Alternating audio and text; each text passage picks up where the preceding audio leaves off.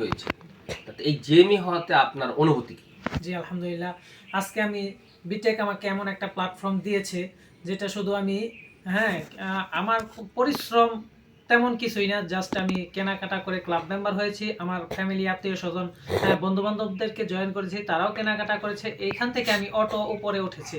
তো এটা এত সুন্দর একটা সিস্টেম যে শুধু আগে এরকম কোনো সিস্টেমে আমি দেখি নাই। তো এই কেনাকাটার মাধ্যমে যে এত উপরে ওঠা যায় সেটা আমি জেএমই হয়েছি, সেটা আসলেই অত্যন্ত আনন্দের। এই জন্য আমি এখান থেকে অনেক উদ্বেলিত এবং আনন্দিত যে আসলে বিটেককে আমি আন্তরিকভাবে সাধুবাদ জানাই। তো বিটেক আমাদের আগামীর পথ চলাকে আরও সহজ এবং অর্থনৈতিক মুক্তির পথ সুগম করবে, এই কামনা করছি। ধন্যবাদ আপনাকে।